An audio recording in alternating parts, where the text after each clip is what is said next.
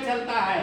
इस तरह की कुशवाहा जाति की भूमिका थी, मगर आने वाले दिनों में आज देखते हैं कुशवाहा जाति की स्थिति एक बैल के जैसे हो गई है, यानी एक खूंटा में बंधा जाता है और उसको जोतते हैं लोग, तो यह स्थिति हो गई है। और उसके बाद देखिए देवेश चंद्र ठाकुर जो सीतामढ़ी का सांसद हुआ, उसने कहा कि कुशवाहा जाति के लोग स्वार्थी होते हैं, कुशवाहा जाति के लोग स्वार्थी होते हैं, हम कुशवाहा जाति, यादव जाति या मुस्लिम जाति का काम नहीं करेंगे, उनको जो करना है करें, उन्होंने हमको वोट नहीं दिया है, ये वो कह रहे हैं। तो इस सवाल पर आप देख लीजिए कि कुशवाहा जाति के कोई राजनेता नहीं बोले कि कुशवाहा को एक सांसद सरेआम गाली दे रहा है, और उस पर कोई नहीं बोले। हम लोगों ने इस बात का विरोध किया और माननीय हाई कोर्ट में उसके खिलाफ देवेश चंद्र ठाकुर के खिलाफ मुकदमा दायर किया है और दायर करके उसको चुनौती दी है कि इसकी सांसद सदस्यता समाप्त की जाए, क्योंकि ये संविधान हमारा बताता है कि हम किसी भी सवाल पर किसी भी जाति धर्म किसी तरह का विभेद नहीं करेंगे, मगर एक जीता हुआ आदमी जो चुनाव से पहले शपथ पत्र देता है जिसमें वो वादा करता है कि हम भारत के संविधान की रक्षा करेंगे, भारत के लोगों में विभेद नहीं करेंगे, और वो विभेद पैदा करता है, जीतने के बाद फिर बोल रहा है। अभी एक दिन एक ब्राह्मण जाति का भी लड़का रात में उनको फोन किया तो उन्होंने कहा कि भाई तुम हमारा 4 वोट नहीं देना, मगर तुम रात में फोन फान मत किया करो। अब भाई गरज है, दर्द है किसी को डॉक्टर के पास जाने का भी, तो हम कहें डॉक्टर कहेगा कि मेरे पास मत आओ, तो तू सांसद काहे बने, घास किलो साले जाके।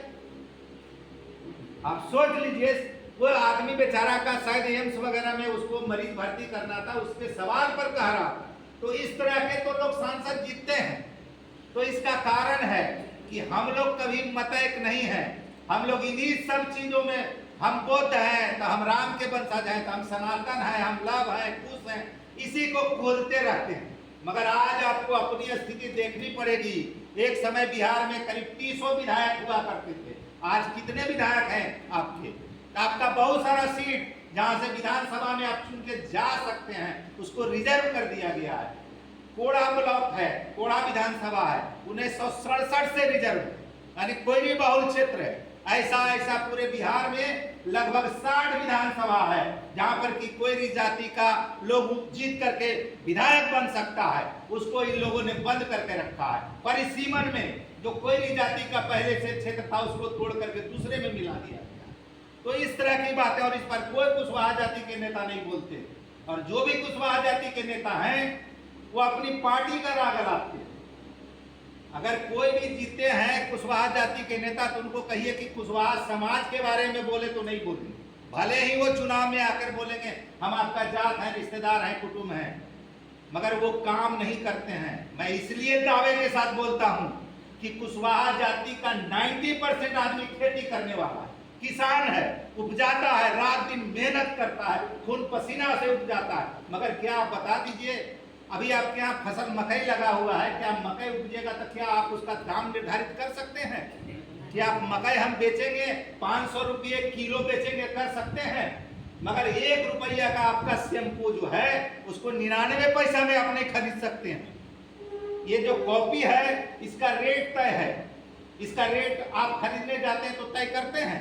नहीं करते हैं, जहां से बना है वहां तय करते हैं। मगर आपकी जो कृषि से संबंधित सामग्री है, जो आपका फसल है, उसका रेट आप तय नहीं करते हैं, आप उत्पादन करते हैं, मगर आप रेट कहां तय करते हैं?